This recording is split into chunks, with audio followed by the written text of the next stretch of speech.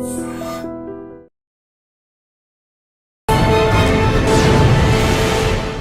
వారం మన guest 1991 batch police officer Hanumantharao గారు. బై ఛాన్సా బై చాయిసా ఈ డిపార్ట్మెంట్కి వచ్చారు? నేను లెక్చరర్గా పోదాం అని అనుకున్నాను. నేను ఎంఏ ఇంగ్లీష్ లిటరేచర్ చేశాను.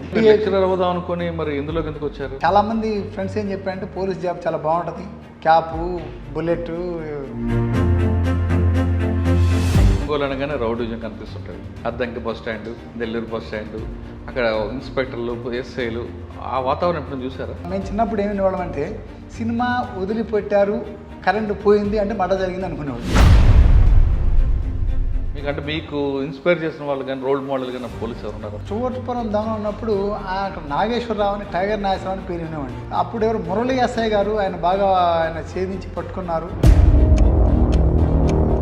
మీరు ఫస్ట్ పోస్ట్ సంగారెడ్డి, మీకు వెళ్ళిన తర్వాత మెయిన్ ఛాలెంజ్ ఏమొచ్చు? Complete remote area. So night time కూడా లేట్ అవర్స్ వరకు 12-1 గంట వరకు కూడా కోమింగ్ అని తెస్తలేడు. అక్కడ కనీసం మంచినీళ్ళు కానీ. మీరు చేసిన కోమింగ్ ఏరియాలో ఎప్పుడైనా ఛాలెంజ్ వచ్చాయా? అక్కడ రామాయంపేట పోలీస్ స్టేషన్ బ్లాస్ట్ అయింది. అంటే నవాపేటలో నక్సల్ ప్రభావం లేకపోయినా బాణామతి, బాగుండే, ఇవన్నీ కూడా ఎక్కువ ఉంది కదా. ఆ బాణామతిని ఒకరొకరు నమ్మటం, ఈ నాలుకలు పోయటం, అయితే దానికప్పుడు చంద్రమోహన్ రెడ్డి అని ఒక ఉండేవాడు.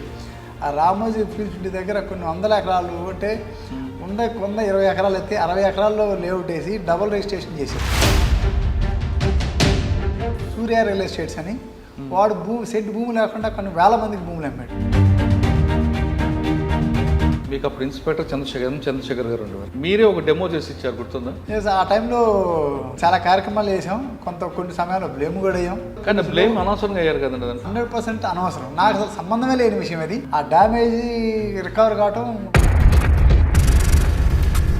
మా నాన్న ఒక మాట చెప్పారు, తెలిసిన వాళ్ళు నువ్వు చెడ్డగా అనుకుంటే నువ్వు తప్పు చేసినట్టు, తెలియని వాళ్ళు చేసినట్టు మీరు బిలీవ్ ఇట్ ఆర్ నాట్, వాళ్ళంతా 10th ఫెయిల్. బాధాకరణ విషయం ఏంటంటే ఎవరైతే సాఫ్ట్వేర్ ఇంజనీర్స్ ఉంటారో మోసపోయారు వాళ్ళే మొదట్లో. కరోనా సమయంలో మీరు చేసిన వర్క్ చెప్పండి. అసలు అందరూ బయటకు వచ్చి అసలు నలుగురిలో కలవడానికి భయపడే టైంలో నా సర్వీస్ మొత్తంలో అతి ప్రౌడ్గా ఫీల్ అయ్యేది, నాకు మనశ్శాంతిని, సాటిస్ఫాక్షన్ ఇచ్చే టైం ఏంటంటే ఆ కోవిడ్ టైంలో రిస్క్ తీసుకొని 10 మందికి సహాయం చేశామనే తృప్తి. Welcome to crime diaries. ఈ వారం మన గెస్ట్ 1991 బ్యాచ్ పోలీస్ ఆఫీసర్, పేరు జి హనుమంతరావు గారు, ఏసీపీ బాలానగర్ సైబరాబాద్ కమిషనర్. హనుమంతరావు గారు సైబరాబాద్ రాకముందు జిల్లాలో పనిచేశారు, ప్రస్తుతం సైబరాబాద్లో పనిచేస్తున్నారు. ఆయన డిపార్ట్మెంట్లోకి వచ్చిన తర్వాత స్టార్టింగ్లో ట్రెడిషనల్ క్రైమ్ ఉండేది, అంటే ఇంట్లో దొంగతనాలు జరుగుతుండేవి. వాళ్ళ దొంగతనం జరిగిందంటే ఆ దొంగ ఎవరు అనేది చెప్పేవారు, వ్యక్తులు ఉండేవారు. తర్వాత వైట్ కాలర్ అఫెన్స్ అంటే ఆర్థిక మోసాలు చూశారు. ప్రస్తుతం సైబర్ క్రైమ్ చూస్తున్నారు. సైబర్ క్రైమ్లో బాధితులు పడకుండా ఉండాలంటే ఎలాంటి జాగ్రత్తలు తీసుకోవాలనే విషయాన్ని హనుమంతరావు గారు తెలుసుకుంది. సార్ నమస్తే అండి. నమస్తే. హనుమంతరావు గారు, సాధారణంగా మీరు డిపార్ట్మెంట్కి వచ్చినప్పటికీ ఎక్కడైనా దొంగతనం జరిగిందంటే వాడు ఎంట్రీయా ఎగ్జిటా అంటే ట్రెడిషనల్ క్రైమ్ అది. అప్పుడులో డే హెచ్బియా నైట్ హెచ్బియా అని చూసుకొని పలానా వాళ్ళు చేశారు, ఇది పలానా ఎరుకల దొంగలు ఇంకో దొంగ చేసుకుని ఐడెంటిఫై చేసుకుని పట్టుకుని రోజులు చూసేవారు. తర్వాత ఆర్థిక మోసాలు అదొక పద్ధతి ఉంది. ఇప్పుడు సైబర్ క్రైమ్కి వచ్చింది. ఇది సైబర్ క్రైమ్లో చదువుకున్న వాళ్ళు ఎక్కువ మంది మోసపోతున్నారు. కాబట్టి మోసపోకుండా ఉండాలంటే ఏం చేయాలనే విషయం సమాధానం చెప్పే ముందు హనుమంతరావు గారు కుటుంబ నేపథ్యం, హనుమంతరావు గారు బై ఛాన్సా బై చాయిసా ఈ డిపార్ట్మెంట్కి వచ్చారు? యాక్చువల్గా చెప్పాలంటే నేను లెక్చరర్గా పోదాం అని అనుకున్నాను. నేను ఎంఏ ఇంగ్లీష్ లిటరేచర్ చేశాను. నేను ఐ థాట్ ఆఫ్ గోయింగ్, నేను టీచింగ్ ప్రొఫెషన్కి వెళ్దాం అనుకున్నాను. మీ ఫ్యామిలీ బ్యాక్గ్రౌండ్స్ అది? మా ఫ్యామిలీ, మా పేరెంట్స్, ఐ హెయిల్ ఫ్రమ్, నేను ప్రకాశం జిల్లా. ఎక్కడండి ప్రకాశంలో? ఒంగోలు ప్రక్కనే ఒక 25 కిలోమీటర్స్ ఉంటుంది, పల్లామల్లి అనే విలేజ్ మాది. అక్కడ మా పేరెంట్స్ ఉంటారు. మాకంతా వ్యవసాయ నేపథ్య కుటుంబం. నేను, మా బ్రదర్ శ్రీనివాసరావు, ఇద్దరు అన్నదమ్ములు. మేము సిస్టర్స్ కూడా ఎవరు లేరు మాకు. మా పేరెంట్స్ మొదటి నుంచి కూడా వ్యవసాయం బాగా ఉంది మాకు. ఒక 30 acres 40 acres మొదటి నుంచి కూడా కొంచెం ఊళ్ళో కూడా మంచి కుటుంబమేను. సో నేను చిన్నప్పటి నుంచి కూడా 6th క్లాస్ నుంచి కూడా అంతా కూడా బయట చదువుకున్నాను. ఒంగోలు, గుంటూరు, మహారాష్ట్ర, పూణేలో చదివాను నేను.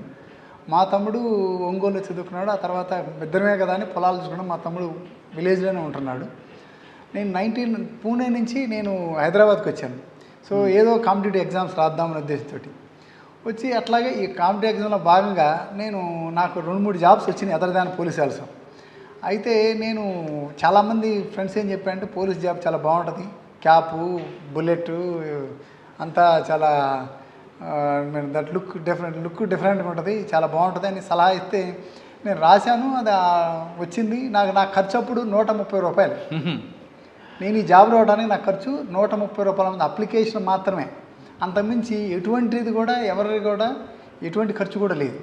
సో అట్లా ఈజీగా నేను డిపార్ట్మెంట్ రావడం జరిగింది. సార్ చిన్నప్పుడు మీరు ఒంగోలులో కానీ మీ ఊర్లో కానీ, మీ ఊరు ఒంగోలు అనగానే రౌడీజం కనిపిస్తుంటుంది. Addanki bus stand, Nellore bus stand, అక్కడ ఇన్స్పెక్టర్లు, ఎస్ఐలు, ఆ వాతావరణం ఎప్పుడు చూసారా? అంటే వాస్తవం చెప్పండి, అప్పుడు నేను చిన్నపిల్లలు 10th ఇంటర్ వరకు మాత్రమే అక్కడ ఉన్నాం.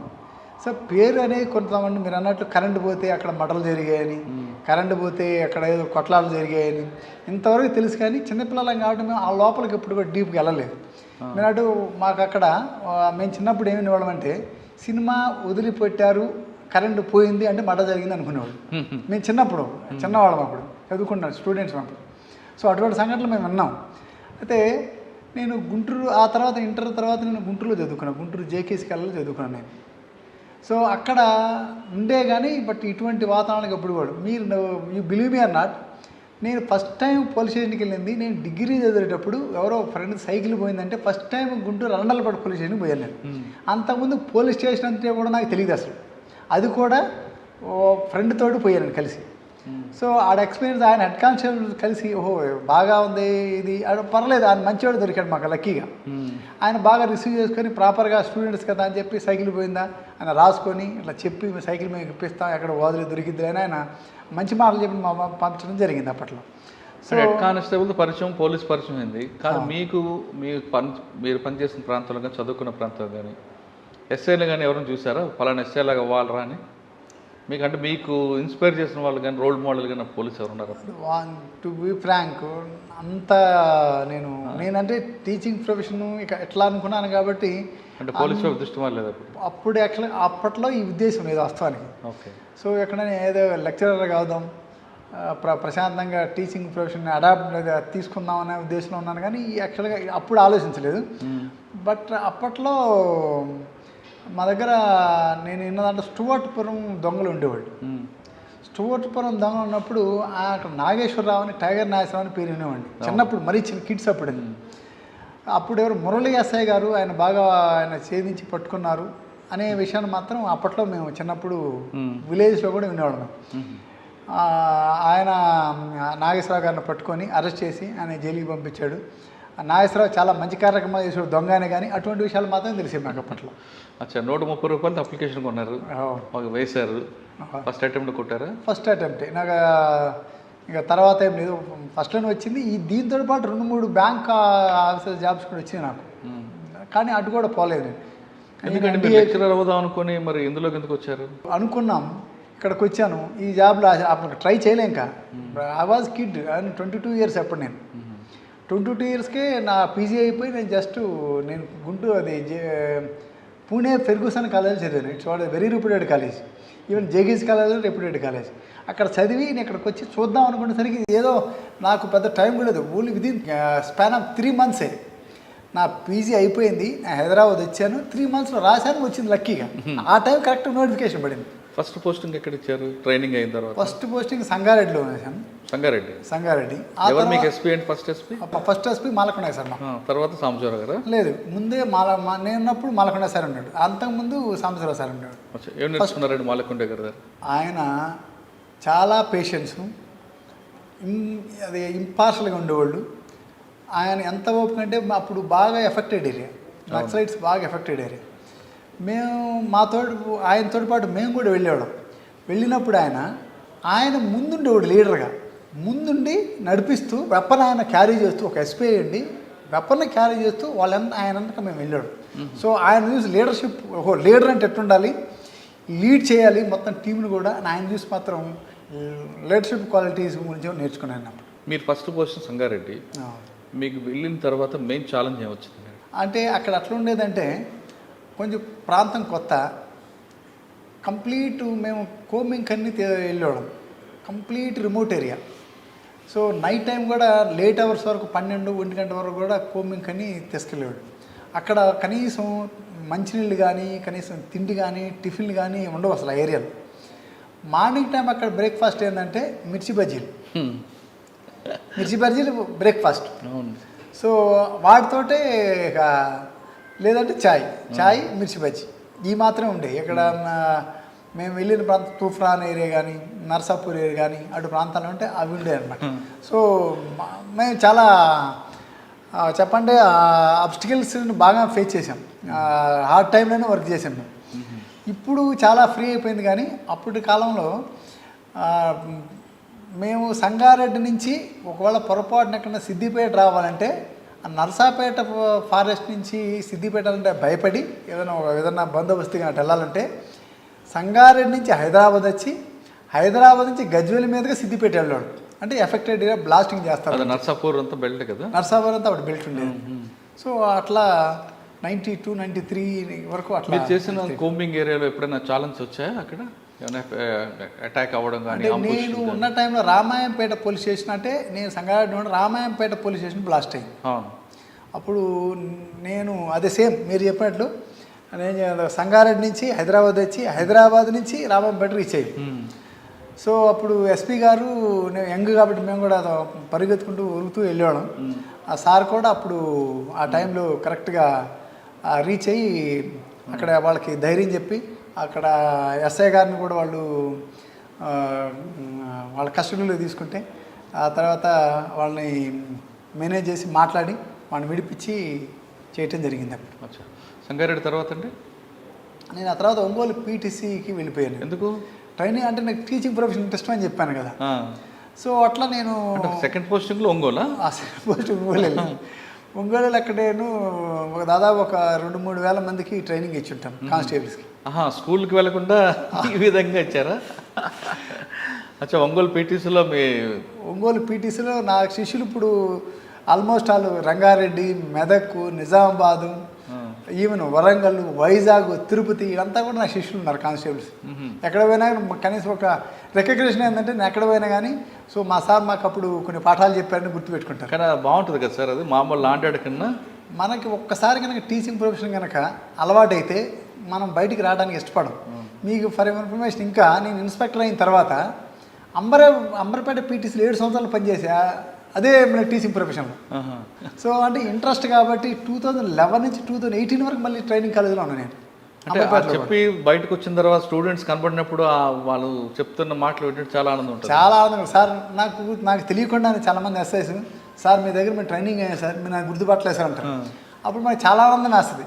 మీకు తరినట్టుకంటే కూడా పర్లేదు, మనల్ని కనీసం మనం మర్చిపోయినా మనం గుర్తు చేసి మీరు ట్రైనింగ్ ఇచ్చారు సార్ అని వాళ్ళు రికగ్నైజ్ చేస్తానని చెప్పి చాలా హ్యాపీగా ఫీల్ అవుతాం. అచ్చా, ఒంగోలు పీటీసీలో ఎంతకాలం పనిచేస్తారండి? నేను ఆల్మోస్ట్ ఆల్ 1994 నుంచి 1998 వరకు చేశాను. అచ్చా, తర్వాత అండి? తర్వాత మళ్ళీ రంగారెడ్డికి వచ్చాను. రంగారెడ్డిలో నేను మళ్ళీ ఇక్కడికి వచ్చిన కొంతకాలం తర్వాత నాకు నవాపేట పోలీస్ స్టేషన్ ఇచ్చారు రంగారెడ్డి జిల్లాలో. రంగారెడ్డి జిల్లాలో అది రూరల్ ఏరియా. అప్పుడు కొంచెం ఈ నక్సలైట్స్ ప్రభావం కూడా తగ్గింది అప్పటికి. అంటే నవాపేటలో నక్సలైట్స్ ప్రభావం లేకపోయినా బాణామతి, విచ్క్రాఫ్ట్స్ బాగుండేవి, ఇవన్నీ కూడా ఎక్కువ ఉంది కదండి. ఆ బాణామతిని ఒకరొకరు నమ్మటం, ఈ నాలుకలు పోయటం. అయితే దానికప్పుడు మేమేం చేసామంటే ఆల్ ఇండియా రేడియోలో ఒక ఇంటర్వ్యూ ఇచ్చాం. అప్పటి కాలంలో ఆల్ ఇండియా రేడియోలో ఒక ఇంటర్వ్యూ ఇచ్చాం. ఇట్లా నమ్మొద్దు, ఈ మూఢనమ్మకాలు. కందుకూరి వీరేశలింగం పంతులు గారు చెప్పారు, దేవుడు ఇచ్చిన ప్రతిరోజు మంచి రోజే మనకి. అది రోజులే మంచి అయినప్పుడు వాళ్ళు చెడ్డ చేస్తారు, వీళ్ళు మంచి చేస్తారని ఎట్ట అనుకుంటాం. అందరం మనుషులమే. అది అపోహలు మాత్రమే, నమ్మకాలు మాత్రమే. ఒకటి నమ్మకాలను నమ్మొద్దు అని. దాంతోపాటు కంప్లీట్గా రూరల్ ఏరియా కాబట్టి విలేజ్లో ప్రతిరోజు అక్కడ తక్కువ పని ఉండేది వాస్తవంగా. అక్కడ నెలకి 10-15 కేసులు మాత్రమే అయ్యాయి. సో ఆ టైంలో మేము ఏం చేసేవాళ్ళమంటే ఆ ఊర్లో విలేజ్కి వెళ్ళి చెప్పాక మాకు చెప్పడం అంటే ఇంట్రెస్ట్ అని. సో కాబట్టి అక్కడికి వెళ్ళి వాళ్ళందరితో ఇంటరాక్ట్ అయ్యేవాడు, రైతులతోటి. రైతులు చెప్తుంటే వాళ్ళు వ్యవసాయం చేసేటప్పుడు ఎట్లా చేసుకోవాలి వాడు వచ్చినా కూడా అప్పుడు కూడా వాళ్ళు చిన్న చిన్న ఇష్యూస్ తోటి వస్తే కూడా వాళ్ళు కేసులు కూడా తొందరపడి చేసేవాడు ఆ కాలంలో. వాళ్ళు తర్వాత పోయిన తర్వాత అరే కేసులు చేయలేదు సారు, కేసులు చేస్తే చాలా ఇబ్బంది పడేవాడు అని అప్పట్లో ఆ కాలంలో, అంటే ఈ కాలం అది కుదిరేది కాదు, ఆ కాలంలో నడిచింది అది. ఎవరండి అప్పుడు ఎస్పీ మీకు? అప్పుడు ఎస్పీ రామచంద్ర సార్ ఉండే. అప్పుడు ఆ ఫోన్ కూడా సరిగ్గా వచ్చాయి కదా అప్పటికి, అప్పుడు కూడా ఫోన్లు సరిగ్గా పనిచేసేవి. అప్పుడు మీకు డిఎస్పీ గురుచరణ్ దాసా? గురుచరణ్ దాస్ అని ఉండే, వికారాబాద్ ఉండేవారు. వికారాబాద్ ఉండేవాడు. సో అట్లా వాళ్ళ అవేర్నెస్లు బట్ విలేజ్కి వెళ్ళటం, స్కూల్స్కి వెళ్ళటం, ఇంటరాక్ట్ కావటం, టీచర్స్ ఇంటరాక్ట్ కావటం, అట్లా మనం కొంచెం అవేర్నెస్ క్రియేట్. జానపద కళాకారులు వాళ్ళ ప్రోగ్రామ్ కూడా పెట్టించేవారు కదా, వాళ్ళ ప్రోగ్రామ్స్ పెట్టించడం. దాంతోపాటు మన జ్యుడిషియరీకి సంబంధించిన అవేర్నెస్ క్యాంపులు కూడా పెట్టేవాడు. సో అట్లాగూ ఒక నవపేట గ్రామంలో పెడితే ముందు ఓన్లీ డిస్ట్రిక్ట్ జడ్జి గారు వస్తున్నారు. చాలామంది గ్యాదర్ చూసి ఏందో పొలిటికల్లోకి వచ్చినట్టు వచ్చారు, ఏందా ఎంతమంది వచ్చారని చెప్పి హైకోర్టు జడ్జి గారు కూడా వచ్చారు. వచ్చి ఆయన కూడా అటెండ్ అయ్యి లీగల్ అవేర్నెస్ క్యాంపులో ఆయన కూడా పార్టిసిపేట్ చేశారు అప్పట్లో. సార్ నవపేట తర్వాత? నవపేట తర్వాత నేను హైతనగర్లో పనిచేశాను. ఇక్కడ దొంగతనాలు బాగుండేవి కదండి అప్పట్లో, డకాయిట్లు ఉండేవి, లేదా అన్నోన్ మర్డర్స్ ఉండేవి, రోడ్ యాక్సిడెంట్స్ ఉంటాయి. మీకు బాగా గుర్తుండిపోయిన కేసు చెప్పండి. అక్కడ మర్డర్ కంటే కూడా ఒక చీటింగ్ కేసు అనేది చంద్రమౌళి అనేవాడు, ఒక చంద్రమౌళి రెడ్డి అనే ఒక ఉండేవాడు. ఆ రామోజీ ఫిలిమ్స్ ఇంటి దగ్గర కొన్ని వందల ఎకరాలు, అంటే కొంద 20 ఎకరాలు అయితే 60 ఎకరాల్లో లేఅవుట్ వేసి డబుల్ రిజిస్ట్రేషన్ చేశాడు. సో ఆ రకంగా పాపం చాలామందిని మోసం చేశాడు అతను. ఆ విషయంలో బాధితులకి అంతా బాసటగా తెలిసి అప్పుడు మహేందర్ రెడ్డి సార్ ఉండేవాడు సిపిగా కూడా, వాళ్ళకంతా కూడా ఒక బాధితుల సంఘం లాగబెట్టి వాళ్ళందరిని పిలిపించి ఎవరైతే ఈ చీటింగ్ చేశాడో వాళ్ళతోంతా మాట్లాడి ఎంతో కొంత వాళ్ళకి సార్ ద్వారా ఆ టైంలో వాళ్ళకి పసుమామలది కాదు, అది రామోజీ ఫిలిం పక్కనే ఆనుకొని ఉంటుంది. అబ్దుల్లా పర్మిట్. తర్వాత అండి, ఆ తర్వాత నేను గట్కేసర్ వేసాను. గట్కేసర్ చాలా ప్రశాంతమైన ప్రదేశం. అక్కడ కొంతకాలం చేశాను. ఆడంతా అన్నీ ప్రశాంతంగా ఉండే, చిన్న చిన్న ఇష్యూస్ ఉండేవి కానీ అంత పెద్దగా మర్డర్ అయ్యానే, చిన్న చిన్న పెట్టి ఇష్యూస్ కోసం మర్డర్ అయ్యాయి. ఆర్గనైజ్డ్ క్రైమ్ కాదు, ఆర్గనైజ్డ్ క్రైమ్ కాదు. దొంగతనాలు ఎక్కువ కదండి అక్కడ. అప్పటికి కొంచెం తగ్గుముఖం పట్టినాయి. ఇది 2004 కొద్దిగా తగ్గుముఖం పట్టినాయి. నేను అక్కడ కొంతకాలం చేసిన తర్వాత నేను మళ్ళీ సరూర్ నగర్కి ట్రాన్స్ఫర్ అయ్యాను. సరూర్ నగర్లో కొంతకాలం పనిచేశాను. అక్కడ కూడా ఒక పెద్ద స్కామ్ ఉంది. అది కూడా సూర్య రియల్ ఎస్టేట్స్ అని, వాడు సెట్ భూమి లేకుండా కొన్ని వేల మందికి భూములు అమ్మాడు. సో దాంట్లో కూడా మేము అప్పుడు మహేందర్ రెడ్డి సార్ ఉన్నప్పుడు వీళ్ళందరూ బాధితులందరూ కూడా ఒక ప్లాట్ఫామ్ ఏర్పడి అందరినీ పిలిపించి మాట్లాడని చెప్పారు. మేము ఒక ఫంక్షన్ హాల్ తీసుకొని మాట్లాడితే కనీసం పెళ్లి కంటే ఎక్కువ మంది వచ్చారు దానికి, వాడు బాధితులు. సో పాపం బాధ వస్తుంది, బాధ వేసేది బాగానే. కానీ అయితే కేసు రిజిస్టర్ చేసాం మేము సరూర్ నగర్లో కొన్ని, హైతనగర్లో కొన్ని. అంటే అది ఆఫీస్ ఏమో సరూర్ నగర్లో ఉండేది, అతను రిజిస్ట్రేషన్స్ అన్నీ జరిగే కదా హైతనగర్లో ఉండేవి.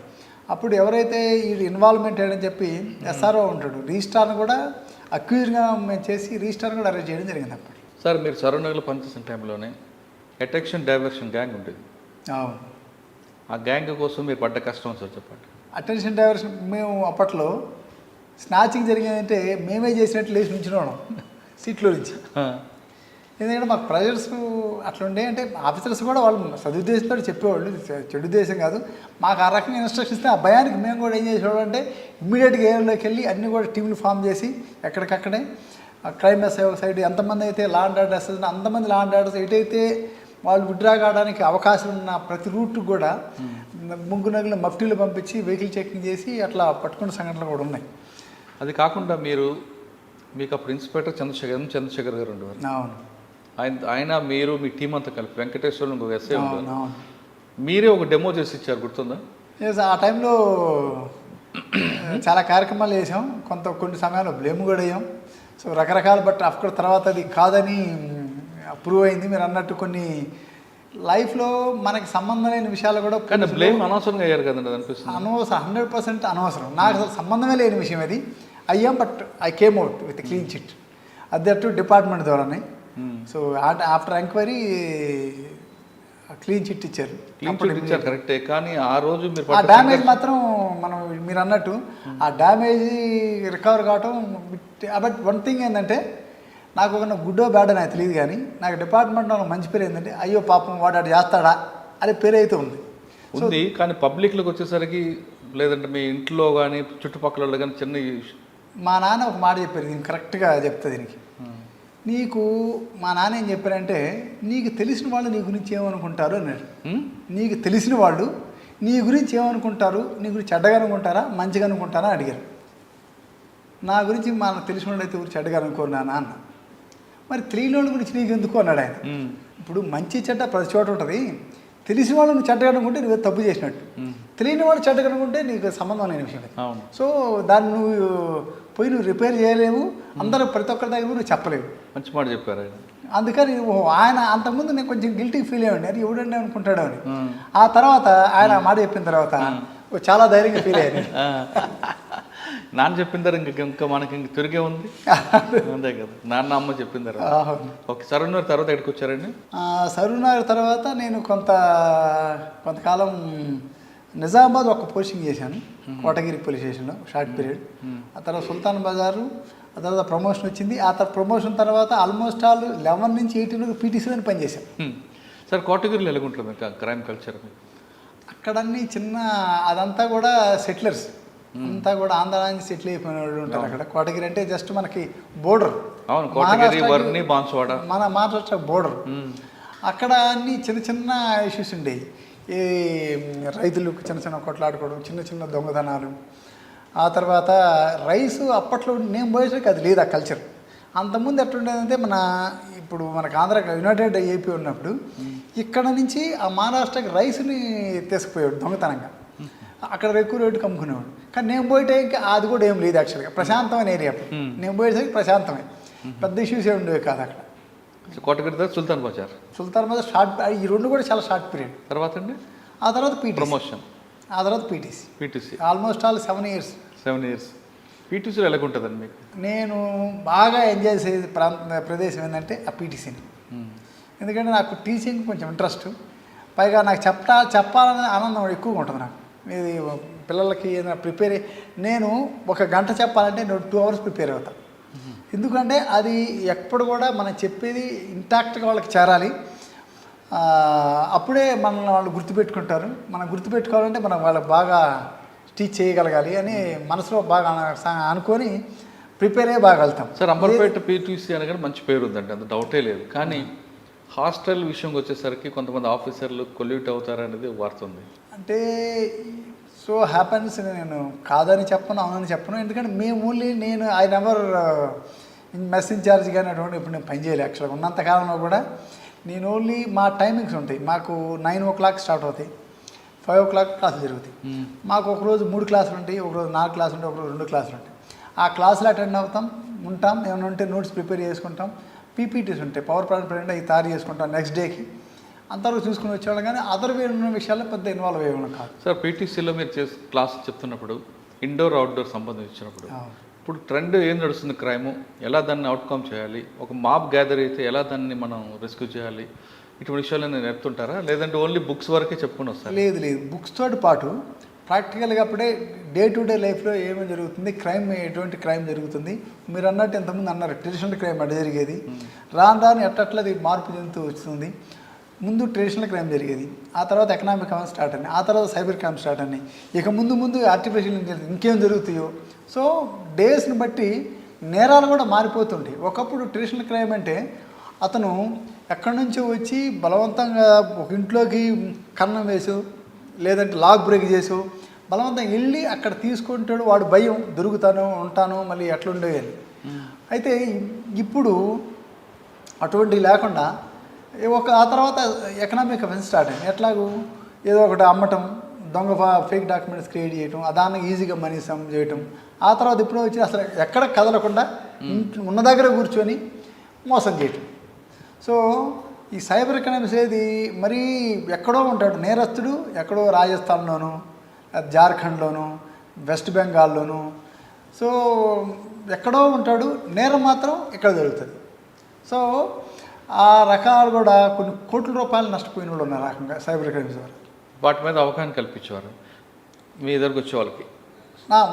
అంటే ఇప్పుడు కల్పిస్తున్నాం. అక్కడ అంబర్పేటలో ఉన్నప్పుడు, అంబర్పేటలో కూడా ఇంత నేను పనిచేసడానికి ఇంత ఎక్కువగా లేదు.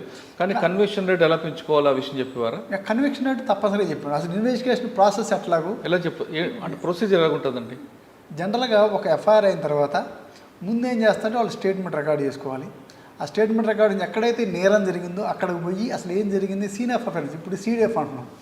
సో ఆ సీన్ ఆఫ్ అఫెన్స్ అక్కడ విచారణ చేసి ఇద్దరు పంచులు పెట్టుకొని అక్కడ మనం ఎట్లా జరిగిందో యాజ్ ఇట్ ఈజ్గా ఒక సీన్ అది పంచనామా కండక్ట్ చేస్తాం.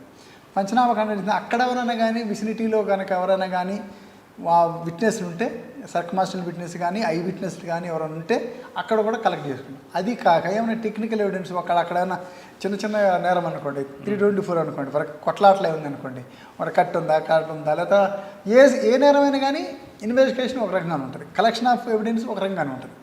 సో ఒకళ్ళు మర్డర్ కేసు అనుకోండి, అక్కడ ఒకవేళ అయితే మర్డర్ అయితే ఎన్ని ఇంచుల్లో కట్ అయింది, ఏ వెపన్ వాడాడు, ఎట్లా వాడాడు, సో మనం క్లియర్గా వీడియో తీసుకుంటూ ఏదైతే ఈ గాయం ఉందో ఆ గాయం విడ్త్ అంతా, సో ఇటువంటి ప్రతిదీ కూడా నిశ్చితంగా పరిశీలన చేసి అక్కడ సీన్ ఫామ్ చేసుకొని అది కలెక్ట్ చేసుకున్న తర్వాత ఇంకా ఫర్దర్ ఎవిడెన్స్ ఏముందనుకో కొన్ని మనం నిర్ణయం చేయలేము. ఒకవేళ మర్డర్ అనుకోండి, పోస్ట్ మార్టం చేయించాలి. ఆ పోస్ట్ మార్టంలో షార్ట్ ఒపీనియన్ తీసుకుంటాం. రీజన్స్ ఏంటి, ఎట్లా మర్డర్ జరిగింది, వేపంతో చేసి ఉండొచ్చు, లేదా పాయిజన్ ఇచ్చి చంపాడా, స్మోదరింగ్ ముక్కు మూసేమని చంపాడా, లేకపోతే స్ట్రాంగులేషన్ చేసాడా. హ్యాంగింగ్ స్ట్రాంగులేషన్కి తేడా ఉంటుంది. మళ్ళీ హ్యాంగింగ్ అంటే ఇది 4 బయటకు వచ్చి ఎట్లా ఉంటుంది, స్ట్రాంగులేషన్ స్ట్రైట్గా ఉంటాయి, యాంగిల్స్ ఇట్లా ఈ క్రాస్ గట్ట వస్తుంది. సో అట్లా తేడా ఏమైనా ఉందా అంటే మనం ఆ సీన్ ఆఫ్ అఫెన్స్కి పోయి ఆ సీన్ చూసిన వెంటనే మనకి ఇంత ఎక్స్పీరియన్స్లో మనకు ముందు ఒక అవగాహన, బేసిక్ అవగాహనగా వస్తాం. వచ్చిన తర్వాత మన క్లారిటీ కోసం మళ్ళీ మనం ఒపీనియన్ కూడా తీసుకుంటాం, షార్ట్ ఒపీనియన్. డాక్టర్ గారి దగ్గరికి వెళ్ళి వాళ్ళకి షార్ట్ ఒపీనియన్ తీసుకొని బేసిక్ అంతా మనం ఫర్దర్గా ఇన్వెస్టిగేషన్ కూడా కంటిన్యూ చేస్తుంటాం. మీరు చెప్తున్నప్పుడు ఆ ఏఎస్ఐ నుంచి అందరూ ఉంటారు మీ దగ్గర, వాళ్ళు ఇంట్రెస్ట్ చూపిస్తుంటారా, లేదు వాళ్ళకున్న బర్డెన్స్ వాళ్ళకి అప్పటికి రకరకాల వర్క్స్ ఉంటాయి, ఏదో వీడిని వెళ్ళిపోతుంటారా? లేదు, అంటే మనం చెప్పే విధానం ఎక్కడ కూడా అది స్టూడెంట్ కానివ్వండి, మన స్టాఫ్ కానివ్వండి, మన పోలీస్ స్టేషన్లో కానివ్వండి, మన సహచరులు కానివ్వండి, ఎవరైనా కానీ చెప్పే విధానాన్ని బట్టి వాళ్ళు రిసీవ్ చేసుకుంటారు. మనం కొంచెం వాళ్ళకి అర్థమయ్యే రీతిలో కొంచెం సౌమ్యంగా మీరు నేర్చుకుంటే దీని ఉపయోగాలు ఇవి, నేర్చుకోకపోతే ఎప్పుడు కూడా మనం నేర్చుకోలేము. ఇప్పుడు ఒక్కొక్కరు అట్టుంటారంటే నేర్చుకుంటే ఏముంది, మాకు అయ్యేది ఏంది పోయింది అట్ట కాకుండా, రే బాబు నువ్వు నేర్చుకుంటే నువ్వు రేపు నీకు ప్రమోషన్ వస్తాయి, నువ్వు అయిపోయి అవుతావు. హెడ్ కానిస్టేబుల్ నుంచి అయిపోయి హెడ్ కానిస్టేబుల్ నుంచి కేసుని ఇన్వెస్టిగేషన్ చేయొచ్చు, వాళ్ళకి రైట్స్ ఉన్నాయి, చట్టం ఇచ్చిన రైట్స్ అవి. అందుకే ఇప్పుడు మా సిపి గారు ఏం చెప్తారంటే, మీ దగ్గర అయితే ఎన్ని కేసులు ఉన్నాయో ఆ కేసుల్లో నుంచి కానీ 1/3 హెడ్ కానిస్టేబుల్స్కి, ఏఎస్ఎస్కి వాళ్ళకు కూడా మీరు డిస్ట్రిబ్యూట్ చేయండి. మీ మీద బర్డన్ తగ్గి క్వాలిటీ ఆఫ్ ఇన్వెస్టిగేషన్ పెరిగిద్ది. మీరు వాళ్ళకి ఇన్వెస్టిగేషన్ ఏ రకంగా చేయాలి చెప్పండి, వాళ్ళు కూడా చేస్తారు, మీకు సపోర్ట్ చేస్తారు. అప్పుడు మనకి వర్క్ డిస్ట్రిబ్యూషన్ అయ్యి ఓన్లీ ఎస్ఐస్ సిఎల్ మీద బర్డన్ తగ్గిద్ది, క్వాలిటీ ఇన్వెస్టిగేషన్ పెరిగిద్ది. ఎందుకు మనకు హైవాళ్ళు పెరుగుతారు, ఇన్వెస్టిగేషన్ ఆఫీసర్ పెరుగుతారు కాబట్టి మనకి బర్డన్ కూడా తగ్గిద్ది, క్వాలిటీ కూడా పెరుగుతుంది, కన్విక్షన్ రేట్ కూడా పెరిగిద్ది. ఓకే సార్, అక్కడ నుండి ఎటు వచ్చారు? అంబర్పేట. అంబర్పేట నుంచి నేను మళ్ళీ సైబరాబాద్కి వచ్చాను, ఎకనామిక్ అఫెన్సెస్లో వింగ్లో ఉన్నాను.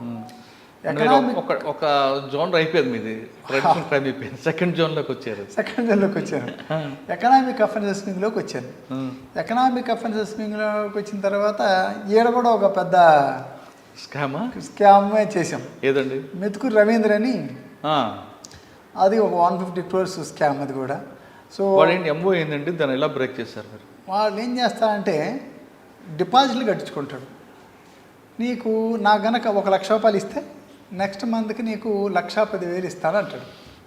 నువ్వు ఎట్లా ఇస్తావు అని అడిగితే, నేను ఇన్వెస్ట్మెంట్ చేస్తాను, క్రిప్టో కరెన్సీ కొంటాను, లేకపోతే నేను షేర్ బిజినెస్ చేస్తాను అని నమ్మగలుగుతాడు. నమ్మి కొంతకాలం ఇస్తాడు.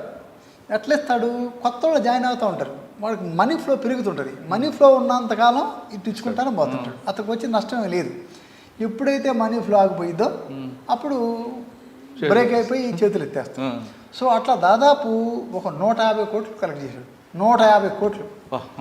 సో ఆ కేసులో మేము దాదాపు ఒక 60 కోట్ల వరకు మేము ఇచ్చేసారా? Recovery అటాచ్మెంట్ పెట్టించాం. వెహికల్స్ అయితేమి, వాళ్ళ ప్రాపర్టీ అయితేమి, వాళ్ళ భార్య భార్యలు అయితేమి, ఈ మిగతా వాళ్ళకైతేమి. ఇప్పుడు అది ఆ ఒక డిపాజిట్ యాక్ట్ ఒక ఫెసిలిటీ ఏంటంటే ఎవరైతే నేరం చేస్తాడో ఆ నేరం చేసిన వ్యక్తి బంధువులైనా స్నేహితులైనా అతని పేరు మీద ఉన్న ఎవరి పేరు మీద ఉన్న ప్రాపర్టీ అయినా సరే మనం ఫ్రీజ్ చేసి అటాచ్మెంట్ ఇవ్వచ్చు. అదేంటి సార్, ఇప్పుడు వాళ్ళ బంధువుల పేరు మీద కూడా బంధువుల పేరు మీద నుంచి కూడా ఈ రకంగా అటు ట్రాన్స్ఫర్ అయిందని ప్రూవ్ చేయాలి. రైట్, ప్రూవ్ చేస్తే మాత్రమే, ఎలిగేషన్ పెడతా అట్లా చేయరు. ప్రూవ్ చేయగలగాలి. ఈ నుంచి అటు ట్రాన్స్ఫర్ అయినట్టు మనం ప్రూవ్ చేస్తే అటువంటి ప్రాపర్టీని మాత్రం మనం అటాచ్ చేయవచ్చు. అంతేగాని ఓన్లీ వేగ చేయడానికి వెళ్ళేది. ఓకే, రవీంద్ర కేసు ఒకటి అట్లా అవి ఒకటి చేసాం. దాంట్లో దాదాపు డిపాజిట్ కూడా చేసాం. నా దగ్గర దాదాపు ఒక 1 year 6 crores క్యాష్ ఉంది. నేను రోజు భయపడేవాడు 6 crores క్యాష్ ఎక్కడి నుంచి ఏమైనా అయితే పొరపాటు ఏదో అయితండి. అయితే ఆ అమౌంట్ని కరెక్ట్గా ప్రాపర్గా మాకు బెల్లా ఫామ్లు పెట్టి బాక్సులు పెట్టి సీల్ వేసి చాలా జాగ్రత్తగా పెట్టాం. ఆ తర్వాత మళ్ళీ దాన్ని బ్యాంకులో డిపాజిట్ చేసి దాన్ని ఎవరికైతే డిస్ట్రిబ్యూట్ చేయాలో అందరూ కూడా ప్రొసీజర్ని అడాప్ట్ చేసి దాని అంతా కూడా చేయడం జరిగింది. ఓకే సార్, సాధారణంగా వైట్ కాలర్ అఫెన్స్లో ఇన్వెస్టిగేషన్ పెద్ద ప్రొలాంగ్ ఉంటుంది, ఆ పేపర్ వర్క్ ఎక్కువ ఉంటుంది. చాలామంది ఆఫీసులు ఏమంటారంటే అది ఎందుకు రాని నిత్య నొప్పి అనుకుంటారు. మీరేమైనా అనుకున్నారు ఎప్పుడైనా? ఎందుకు అనుకోలేదంటే బాధితులు వచ్చిన తర్వాత మనం వాళ్ళకి కొద్దిగా న్యాయం జరుగుతుందని ఎప్పుడైతే మనకి సాటిస్ఫాక్షన్ కలిగిద్దో అప్పుడు అన్నీ పోతాయి. మనకి ఒక పని చేసినాక సంతృప్తి కలిగితే ఆ మిగతా కూడా అంత అనిపించవు. కొన్ని వాస్తవంగా వర్క్ ఎక్కువ కదండి, వర్క్ ఎక్కువే, డెఫినెట్గా వర్క్ ఎక్కువ ఉంటుంది. అప్పుడు మా దగ్గర సజ్జనా సార్ సిపి సార్ ఉండేవాడు. ఆయన మాకు బాగా ఫెసిలిటేట్ చేసేవాడు. ఎట్లాగూ ఏమన్నా కావాలన్నా కానీ ఇమ్మీడియట్గా అటెండ్ కావటం కానీ, సజ్జనార్ సారు ఏమైనా అవసరమైతే మీరు తీసుకోండి, ఈ పనిని చేయండి, మన వర్క్ ఈజీ కావడానికి ఏ మెథడ్స్ని అడాప్ట్ చేసాడు సార్. ఇంకా బయటికి ఎక్కడ బాగున్నా కూడా ఫెసిలిటీ చేసేవాడు సార్. సో ఆ రకంగా బాగా కేసులు చేసాం. ఆ తర్వాత వీటితో పాటు మనీ లాండరింగ్ కేసులు కూడా ఉండేవి. ఎంఎల్ఎం. సో ఆయన దానికి కదా క్యూనెట్ అనే కేసు ఒకటి ఉంది. దాన్ని చూస్తే ఒళ్ళు గగురు పడుతుంది, అంత దుర్మార్గమైన కేసులు అవి. అట్లా చాలా ఉన్నాయి. అది ఉదాహరణ, ఇది మెయిన్ అటన్నిటిలో కల్లా క్యూనెట్ అనేది హారిబుల్. అటంటే వాడు 1 లక్ష 2 లక్షలు 5 లక్షలు కట్టమంటాడు. 5 లక్షలు కట్టమన్న తర్వాత మీకు మళ్ళీ మీకు జాబ్ ఇస్తాము, మీకు మళ్ళీ మంచి ఫెసిలిటీ ఇస్తాము అని వాడు ఏదో కొన్ని ట్రావెల్ చెక్స్, వేరే కంట్రీకి రిటర్న్ ట్రిప్స్ అన్నట్లు, ఆ తర్వాత ఏదో పెండియం అని కొన్ని ఉపయోగమైన వస్తువులు ఇస్తారు. 5 లక్షలు తీసుకుంటాడు. తీసుకున్న తర్వాత కొంతకాలానికి మరి ఏది నాకు ఏది జాబ్ ఇస్తానంటే లేదు నువ్వు ఇంకొకరు చేర్చు అని వీడికి అట్లా మొదలు పెడుతుంటారు. సో అట్లా వాడు మోసం చేస్తాడు కానీ చివరికి ఏమి వేయడు. వాడు ఏం చేస్తాడు, ఇన్ని డబ్బులు కట్టాడు, ఆ డబ్బులు రికవర్ కోసం వీడు మళ్ళీ స్టార్ట్ చేస్తాడు. ఇట్లా ఒకరికొకరు మోసపోతూనే ఉంటారు అక్కడ. లింక్ అది దీంట్లో కొన్ని లక్షల ఫ్రాడ్ అదైతే మాత్రం. సో చాలా వరకు అటువంటి మేము రైడ్ చేయటం, మేము ఎక్కడైతే ఎటువంటి క్యూనట్లు పెట్టి వాళ్ళు క్లాసులు కూడా తీసుకున్నాడు అటువంటి ఐడెంటిఫై చేయటం, వాళ్ళ దగ్గర పోవటం, వాటిని ఛేదించడం, వాళ్ళ మీద కేసులు చేయటం. సో నేను రాఘవేంద్ర రెడ్డి గారు అట్లా డిఎస్పీ గారు ఉన్నప్పుడు నేను ప్రవీణ్ కుమార్ సార్ అప్పుడు మాకు అడిషనల్ డీసీపీ ఉంటాడు sir, Sajjanar sir CP sir. వీటన్నిటిని కూడా చాలా వరకు కంట్రోల్ చేసాం. But I cannot see that prevented, but controlled a lot. చాలా వరకు కంట్రోల్ చేయగలిగాం. మీరు చెప్తున్న క్యూనెట్ అనేది ఇంటర్నేషనల్ లెవెల్లో నడుస్తుంటుందండి. అది అక్కడ మలేషియా ఉండేది. అవును, దానికి ఉన్న కస్టమర్స్ కానీ వాళ్ళందరూ కూడా హైలీ ఎడ్యుకేటెడ్ ఉంటారు. అవును, వాళ్ళు మీరు టచ్ చేస్తే వాళ్ళ ఆర్గ్యుమెంట్ ఎక్కువ ఉంటుంది. అవును, లీగల్గా మాట్లాడుతూ ఉంటారు. మరి అటాకింగ్ ఎప్పుడు ఫేస్ చేశారా? మిగతా ఎక్యూజ్తో మాట్లాడడం వేరు, వాళ్ళతో మాట్లాడడం వేరు. నేను యూడబ్ల్యూ ఇన్ఛార్జ్ యాక్చువల్ అప్పుడు. నేను ఆల్మోస్ట్ హైకోర్టు ఎక్కడ రోజు ఉండదు. ఆల్మోస్ట్ డే బై డేను వారానికి 2 రోజులు మినిమం హైకోర్టుకి వెళ్ళేవాడు. ఎందుకంటే మా మీద రిట్ పిటిషన్లు పడి. మీరు అన్నారు కదా, ఈ చదువుకున్న వాళ్ళు కానీ ఆలోచన చేసేవాడు కదా వీళ్ళందరూ కూడా. నేను బెనిఫిట్ అవుదాము, ఇది ఎంతకాలం నడిచిద్ది అని ఆలోచన వరకు లేదు. నేను నష్టపోయాను కాబట్టి నేను రికవరీ చేసుకోవాలి అంతవరకు ఆలోచించేవాడు. సో ఆ రకంగా వాళ్ళు ప్రతి ఒక్కరు వేస్తుండేవాళ్ళు, మేము ఫేస్ చేస్తుండేవాళ్ళం. అంటే మిగతా వాళ్ళకి వీళ్ళకి చాలా డిఫరెన్స్ ఉంటుంది. వీళ్ళు ఆర్గ్యుమెంట్ ఎక్కువ చేస్తుంటారు. హెడ్ఏక్ ఇప్పుడు అంత రాలేదు మీకు? ఉంటుంది, మీరు అన్నట్లు ఆర్గ్యుమెంట్ చేస్తారు. అయితే మనం ఎప్పుడైతే వాడికి కంప్లీట్గా అంటే మనకు కొద్దిగా పేషెన్స్ కావాలి. దీని గురించి వాళ్ళకి ఎక్స్ప్లెయిన్ చేసి చెప్పిన తర్వాత అప్పుడు రియలైజ్ అవుతారు. రియలైజ్ అయిన తర్వాత కొంచెం ఆలోచనలో పడతారు, పూర్తిగా పడరు, కొంచెం ఆలోచనలో పడతారు. ఈఓడబ్ల్యూ నుంచి ఇక్కడికి వచ్చారండి? ఈఓడబ్ల్యూలో ఉన్నప్పుడే నా ప్రమోషన్ వచ్చింది DSP 21లో. కొంతకాలం ఈఓడబ్ల్యూలో ఉన్నాను. ఆ తర్వాత నేను మాదాపూర్ అదే మీరు కుక్కట్పల్లి ట్రాఫిక్ ఏసీబీగా వచ్చానండి. సార్, కుక్కట్పల్లి ట్రాఫిక్ కన్నా ముందు కరోనా సమయంలో మీరు చేసిన వర్క్ చెప్పండి. అది నా లైఫ్లో అతి సాటిస్ఫాక్షన్ ఇచ్చిన టైం ఏంటంటే ఆ కరోనాలో ఎక్స్క్లూజివ్గా ఒక వర్క్ చేశారు, చెప్పండి. ఆ టైంలో ప్లాస్మా డొనేషన్ చేయించాం. అసలు అందరూ బయటకు వచ్చి అసలు నలుగురు కలవడానికి భయపడే టైంలో 150-200 మంది వాలంటీర్స్ని పెట్టుకొని ప్లాస్మా డొనేషన్స్, ప్లేట్లెట్స్ డొనేషన్స్, తర్వాత బ్లడ్ డొనేషన్స్, ఇదిగాక ఫుడ్ డిస్ట్రిబ్యూషను, తర్వాత గ్రోసరీస్ డిస్ట్రిబ్యూషను, దాంతోపాటు ఆక్సిజన్ సిలిండర్స్ అని, అంటే కొంతమంది తగ్గిన తర్వాత వాళ్ళకి ఆక్సిజన్ అవసరం పడుతుంది. వాళ్ళకి సపరేట్గా సిపి గారు అప్పుడు సజ్జనాసరి ఏం చేశారంటే వాళ్ళకి సపరేట్ ఒక హాస్పిటల్ లాగా, మినీ హాస్పిటల్ లాగా తీసుకొని రెంట్కి తీసుకొని మాట్లాడి ఆ ఆక్సిజన్ సిలిండర్స్ పెట్టి ఎవరికైతే కరోనా తగ్గిన వాళ్ళకి సపోర్ట్ ఇచ్చారు. సో అట్లా ఆల్మోస్ట్ కరోనా టైంలో మార్నింగ్ 8:30-9కి వెళ్తే నైట్ 9కి కంటిన్యూగా అక్కడే ఉన్నాను. మా సజ్జనార్ సార్ ఎప్పుడన్నా సండే రోజు ఆయన గమనించారు, ఇది సండే కూడా ఉంటాడా లేడా అనుకున్నాను ఆయన.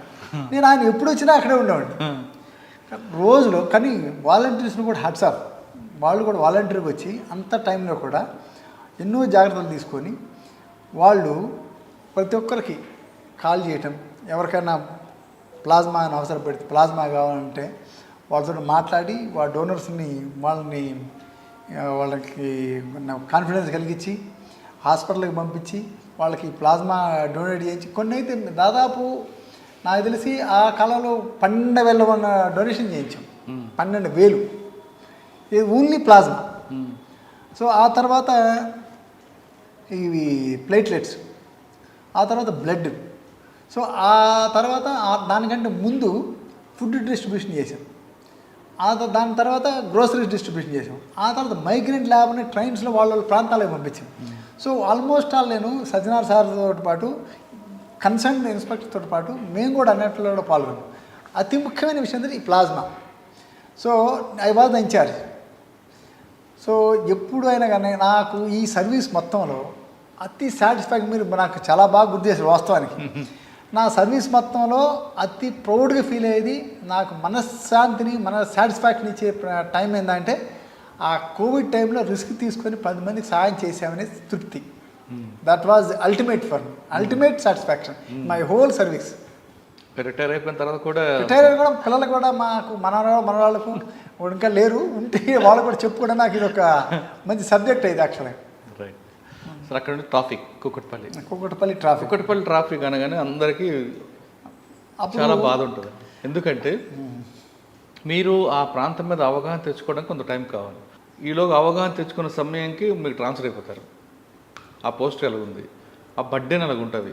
మీకు ఎంత వర్క్ చేయాలో, ఎంత పేషెన్స్ ఉన్నా మీకు బీపీఓ షుగర్ రావాలంటే కుక్కట్పల్లి ట్రాఫిక్ అంటుంటారు. వాస్తవం అంటారా? అంత కరెక్ట్ కాదు అని నేను అనను. అయితే నాకున్న కొంచెం అడ్వాంటేజ్ అంటే నేను ఈఓడబ్ల్యూలో పనిచేసాను, ఇంతకుముందు సైబరాబాద్లో కూడా పనిచేసాను. అప్పుడు ఉమ్మడి సైబరాబాద్ ఉన్నప్పుడు కూడా మేము సరూర్ నగర్లో, హైత్ నగర్లో, గట్కేసులో ఉండి మేము హైటెక్ సిటీ బందోబస్తుకి వచ్చాము. సో అప్పటి నుంచి కూడా నాకు ఈ ప్రాంతం మీద అవగాహన ఉంది. కుక్కట్పల్లి కానీ, మాదాపూర్ కానీ, నార్సింగి కానీ. ఒకప్పుడు కుక్కట్పల్లి వేరు, ఇప్పుడు కుక్కట్పల్లి వేరు. నిజమే. తర్వాత రీసెంట్ టైమ్స్ అక్కడే ఉన్నాగా. మా office Gachibowli, EOW office. So ఏ కేసులు అన్నా కానీ ఇదే ప్రాంతం నుంచి మూవ్ అయ్యాము. సో అట్లా నాకు అక్వైంటెన్స్ బాగుంది, ఈ ప్రాంతం గురించి అవగాహన బాగుంది. సో అందువలన కొంత ఈజీ అయిపోయింది నాకు. అదర్వైజ్ మీరు చెప్పినట్టు కొత్త వాళ్ళు అయితే తెలుసుకునే లోపే వెళ్ళిపోయాడు. కానీ అక్కడ రోడ్లు కుక్కట్పల్లి అన్నది ట్రాఫిక్కే పారామీటర్స్ అండి. వెహికల్స్ ఎక్కువ ఉంటాయి, రోడ్ స్పేస్ తక్కువ ఉంటుంది, ప్లస్ ట్రాఫిక్ సెన్స్ చాలా తక్కువ మంది కనిపిస్తుంటుంది. ఈ 3 ఛాలెంజ్ని ఎలా మీరు ఫేస్ చేస్తారు? అంటే మీరు చెప్పినట్లు వాస్తవమే. ఒకప్పుడు రోడ్లు లెంత్ పెరగలేదు, కొత్త రోడ్లు రేడియల్ రోడ్స్ కొన్ని పెరిగినాయి, అయినా కానీ జనాభా ఎంత పెరిగిందో అంత పెరగలేదు.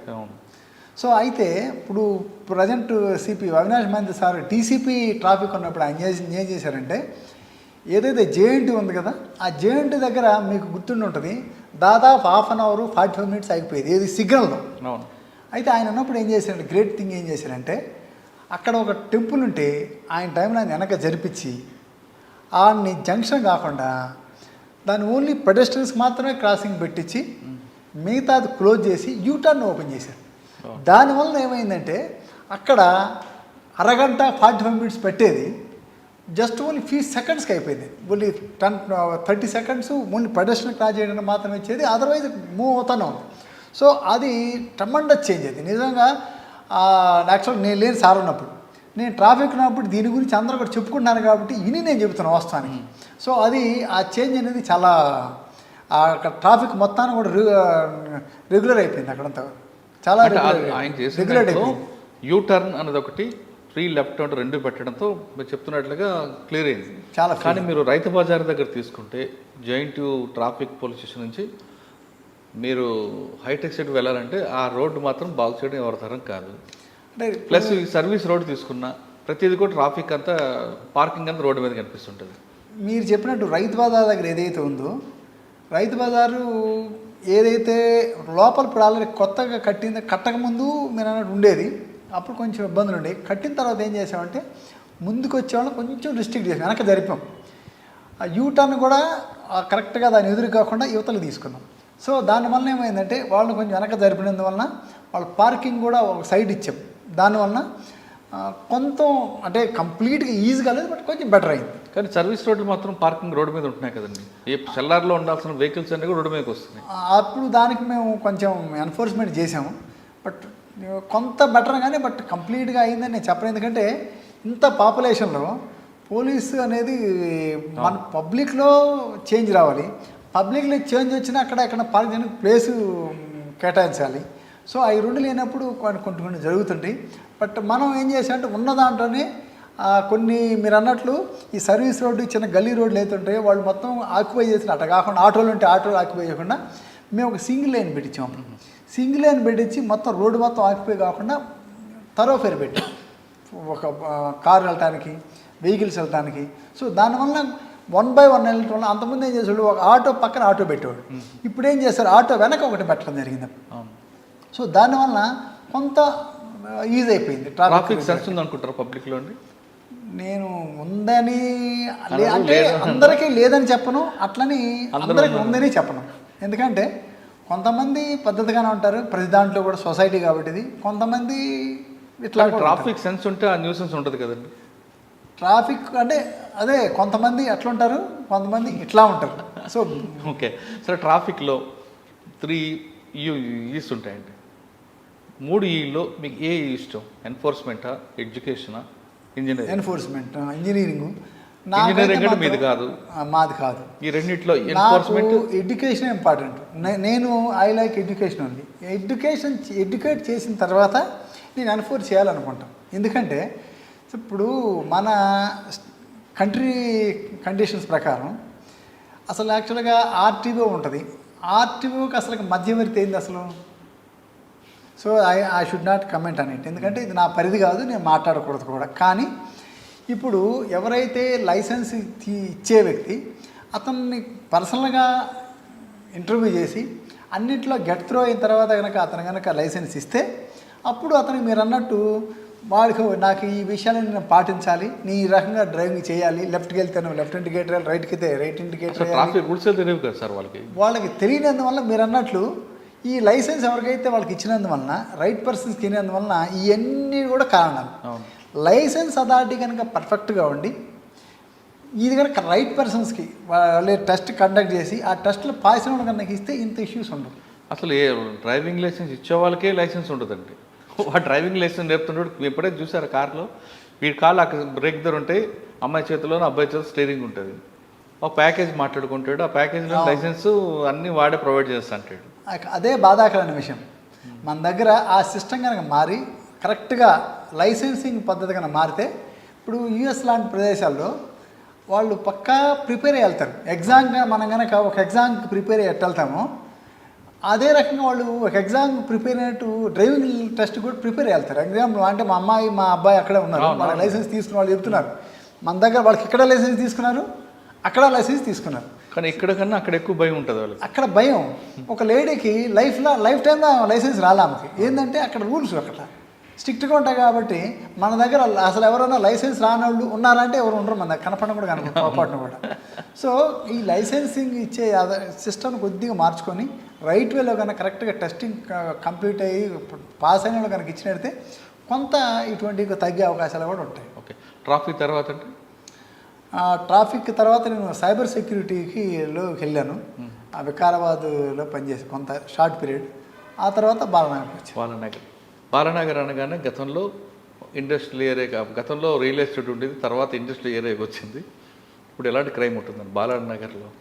బాలనగర్, జీడిమెట్ల, సనత్ నగర్, జగదగిరిగుట్ట, ఈ 4 పోలీస్ స్టేషన్లు తీసుకుంటే ఒక్కొక్క డిఫరెంట్ కల్చర్ కనిపిస్తుంటుంది క్రైమ్లో. జగదగిరిగుట్ట ఒకప్పుడు రౌడీ షీటర్స్ అన్నీ ఉంటాయి, ఇప్పుడు కూడా ఉందనుకుంటా రోడామేశ్వర నగర్ అంతా న్యూసెన్స్ ఉంటుంది. ఇక్కడ మనకి జగదగిరిగుట్ట, సనత్ నగర్ కొద్దిగా కమ్యూనల్ సెన్సిటివ్ ఏరియా, అంటే బోత్ మిక్స్డ్ పాపులేషన్ ఉంటుంది. సో సనత్ నగర్ ప్లస్ జగదగిరిగుట్ట 2 ప్రదేశాలు ఉంటాయి. కానీ మన దగ్గర ఎప్పుడు కూడా అంత కమ్యూనల్ లేవే, మిక్స్డ్ పాపులేషన్ అంటే జరగల. మన దగ్గర ఎప్పుడూ ఒక చిన్న ఇష్యూ జరిగింది, అది కూడా 2001లో ఆ ప్రాంతంలో. ఆ తర్వాత ఇప్పుడు ఇన్సిడెంట్స్ కూడా ఇన్సిడెంట్ ఫ్రీ వాస్తవం చెప్పండి, అటువంటి సంఘటనలే మన దగ్గర జరగల. కానీ చిన్న చిన్న దొంగతనాలు మన దగ్గర అవుతుంటాయి. మడ్రా కూడా మన దగ్గర మైగ్రేటెడ్ పాపులేషన్ కూడా ఉంటారు, అంటే యూపీ, బీహార్, జార్ఖండ్ అట్ల నుంచి వచ్చిన కూడా ఉంటారు. సో జీడిమెట్ల ఇండస్ట్రీలో పనిచేసేవాళ్ళు, వాళ్ళు చిన్న చిన్న విషయాలకి వాళ్ళకి అగ్రెసివ్గా ఉంటారు. చిన్న పెట్టి ఇష్యూస్ కూడా మర్డర్స్ అవుతుంటాయి. సో అట్లా కొన్ని అంటే మీకు జగదగిరిగుట్ట, జీడిమెట్ల 2 కొంచెం జగదగిరిగుట్ట అంటే ఆల్మోస్ట్ ఆల్ ఎక్కువ ఈ బాలనగర్ ఏరియా అంతా కూడా స్లమ్ ఎక్కువగా ఉన్నటువంటి ప్రదేశం. ఇప్పుడు జగదగిరిగుట్ట తీసుకున్నా, జీడిమెట్ల తీసుకున్నా, ఈవెన్ బాలనగర్ తీసుకున్నా, ఈవెన్ సనత్ నగర్ తీసుకున్నా, అన్నీ కూడా ఎక్కువ శాతం స్లమ్ ఏరియాస్ ఎక్కువ ఉన్నాయి. మీకు హైలీ సోఫిస్టికేటెడ్ ఏరియా కంటే కూడా, పాష్ ఏరియా కంటే కూడా ఈ స్లమ్ ఏరియాలు ఎక్కువ శాతం ఉన్నాయి మన దగ్గర. ఇక్కడ ఫర్ ఎగ్జాంపుల్ రోడామేశ్వర నగర్ అని, జగదగిరిగుట్ట రోడామేశ్వర నగర్ అయినా కానీ, అంటే ఎక్కువ అవి ఉన్నాయి. ఇక్కడ పేర్లు చెప్పుకుంటూ పోతే అన్నీ శ్రీనివాస నగర్ కానీ, ఇమ్రాన్ హోటల్ కానీ, ఆ తర్వాత మగ్దూమ్ నగర్ కానీ, చంద్రగిరి అన్నీ ఆల్మోస్ట్ ఇక కొన్ని ఉన్నాయి. మంచి లొకాలిటీ కూడా ఉన్నాయి, తులసివాన అని హై రైజ్ ఉన్నాయి, అవి కూడా ఉన్నాయి. ఈవెన్ మనకి జీడిమెట్ల కూడా అంతే, అట్లా మైగ్రేట్ పాపులేషన్ ఉంటుంది, ఫ్యాక్టరీలు పనిచేస్తుంటారు. చిన్న చిన్న ఇష్యూస్ కూడా అది మర్డర్ ఇంతకైందా అని కూడా ఆశ్చర్యపోతాం. ఫర్ ఎగ్జాంపుల్ 4 కలిసి ఉంటారు, ఒక మర్డర్ అయింది జీడిమెట్ల, ఎగ్జాంపుల్ చెప్తున్నాను మీకు. ఒక మర్డర్ అయింది ఎందుకైందంటే ఈ 4 కలిసి ఉంటారు. ఒకడు బయటికి వెళ్ళాడు, ఒక పండుకున్నాడు, 3 బయట డ్యూటీకి వెళ్ళారు. వాళ్ళు వచ్చేసరికి ఇటు భోజనం వండాల, ఒకరొకరు మాట్లాడేప్పటికి కొట్టుకుంటూ చనిపోయాడు.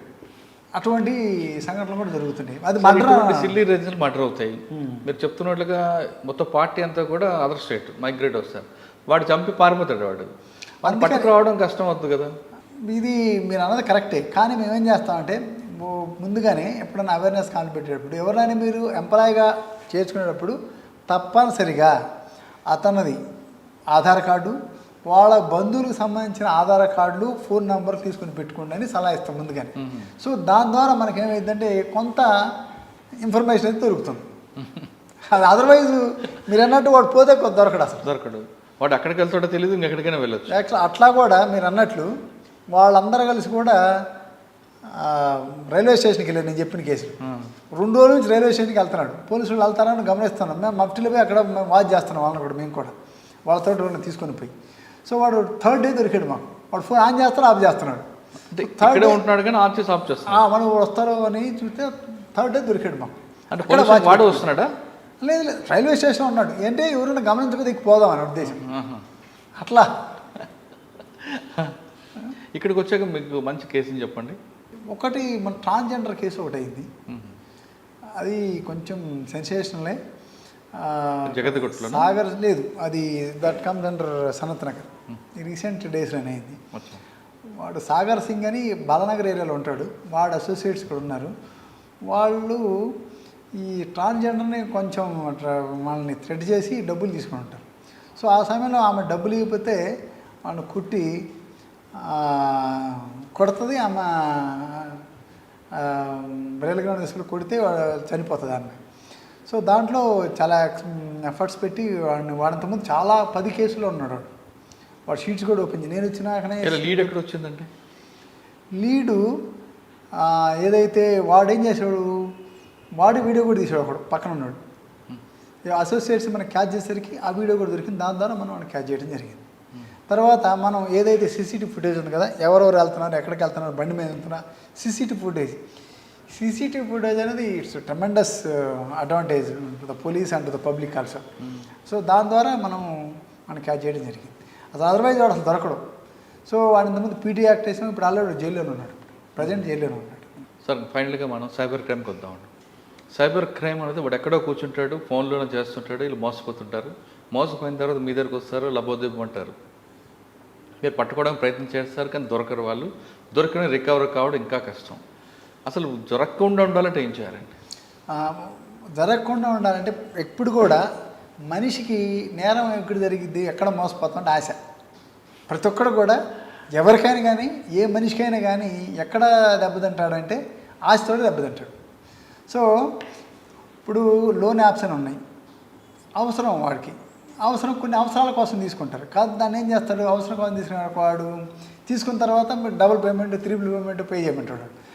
లేకపోతే ఏం చేస్తాడు, వాడు ఆ నంబర్లన్నీ వాళ్ళ బంధువులకి స్నేహితులని తీసుకొని, లేదంటే నువ్వు కనుక నాకు 4 times కనుక పే చేయకపోతే ఈ నంబర్లు కూడా నువ్వు ఇట్లాంటి వాడు అట్లాంటి నేను ఫోటో మార్ఫింగ్ చేసి సర్క్యులేట్ చేస్తాను భయపెడతారు.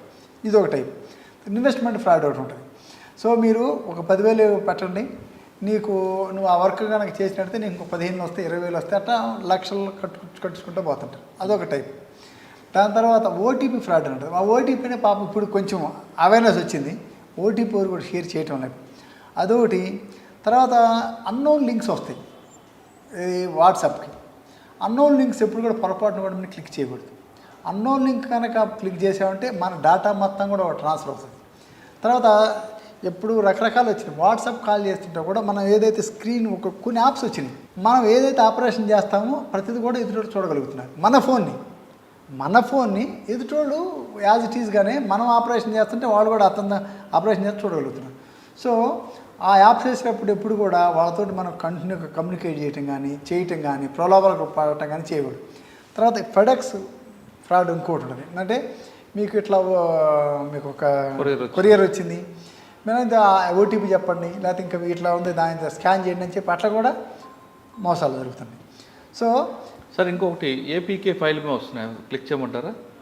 ఏవి కూడా అన్నోన్ ఏ ఉన్నా కూడా మీరు క్లిక్ చేయొద్దు. అన్నోన్ అంటే మీరు సంథింగ్ అసలు మీకు చిన్న లాజిక్.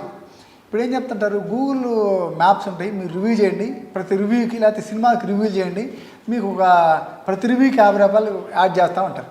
సో అట్లా వాళ్ళు రివ్యూ చేస్తారు. మరి ముందు తర్వాత రివ్యూ వాళ్ళు వేయాలి కదా, వాళ్ళు వేయరు.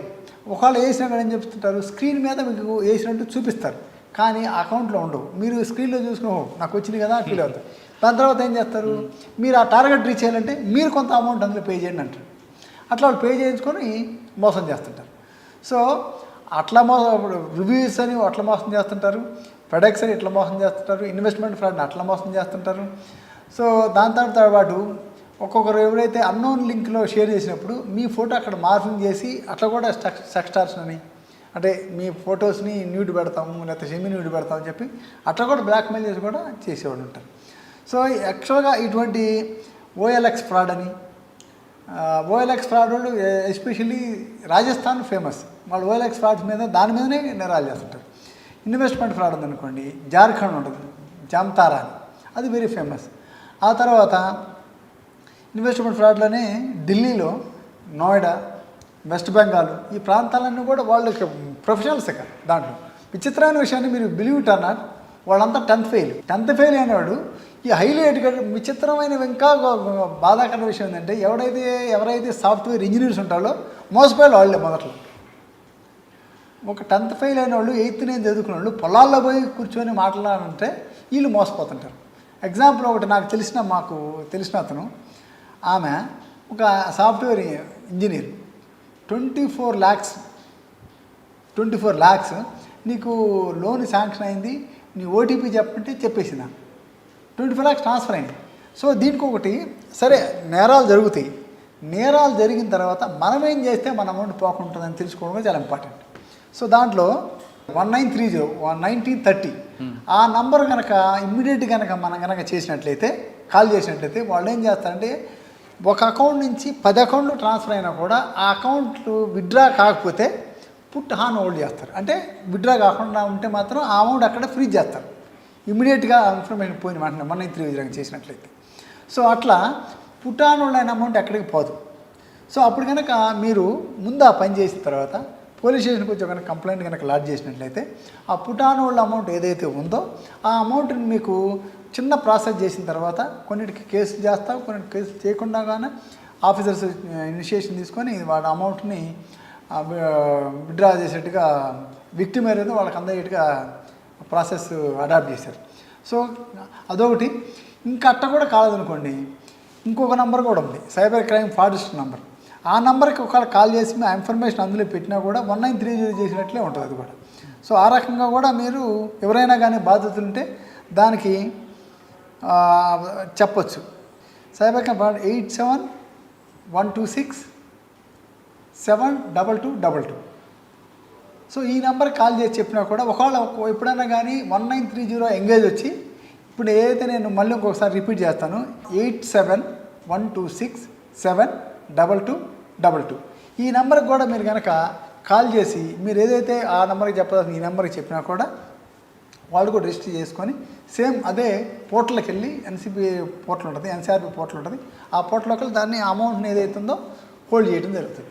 ఆ హోల్డ్ చేసిన అమౌంట్ ఏదైతే ఉందో మీకు డెఫినెట్గా మీకు రిటర్న్ అవుతుంది. అది మనలో అమాయకత్వం, మనలో అచ్చాసే సైబర్ క్రిమినల్స్ పాలిట వరంగా మారిందంటున్నారు హనుమంతరావు గారు. ఎక్కడైతే మనం అనుమాన వ్యక్తులు పంపినప్పుడు లింక్ని క్లిక్ చేయకుండా ఉంటే ఎవరు బారిన మోసపోరని చెప్తున్నారు. ఇక్కడ బాధాకర విషయం ఏంటంటే ఎవరైతే నేరం చేస్తున్నారో అందరూ 10వ క్లాస్ పాస్ అయిన వాళ్ళు, మోసపోతున్న వారు కూడా అబౌట్ డిగ్రీ చదివిన వాళ్ళు ఉంటున్నారంటూ ఆయనకున్న సర్వేలో చెప్తుంది. ఇప్పటికైనా సరే గుర్తు తెలియని వ్యక్తులు ఎవరైనా ఫోన్ చేసినా ఓటీపీ చెప్పకుండా వచ్చిన ప్రతి లింక్ని కూడా క్లిక్ చేయకుండా, ముఖ్యంగా ఏపీకే ఆ లింక్ కూడా క్లిక్ చేయకుండా ఉంటే మీకు సేఫ్గా ఉంటారు.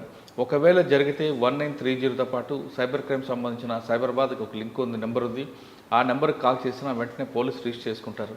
కానీ రికవరీ అవుతుందా అయిందా లేదనేది ఇన్వెస్టిగేషన్ పార్ట్గా ఉంటుంది. కాబట్టి అసలు ఎటువంటి తలనొప్పి లేకుండా ఉండాలంటే అసలు ఆ గుర్తు తెలియని వ్యక్తులు పంపిన లింకులు కానీ, ఓటీపీలు కానీ, ఎస్ఎంఎస్లు కానీ క్లిక్ చేయకుండా ఉండడమే బెటర్ అంటూ హనుమంతరావు గారు చెప్తున్నారు. ఇది సైబర్ క్రైమ్తో పాటు పోలీస్ సర్వీస్ మీద హనుమంతరావు గారు ఎక్సలెంట్ ఇంటర్వ్యూ. వచ్చే వారం మరో గెస్ట్తో మళ్ళీ కలుద్దాం. అంతవరకు నమస్తే. Thank you sir. Thank you very much.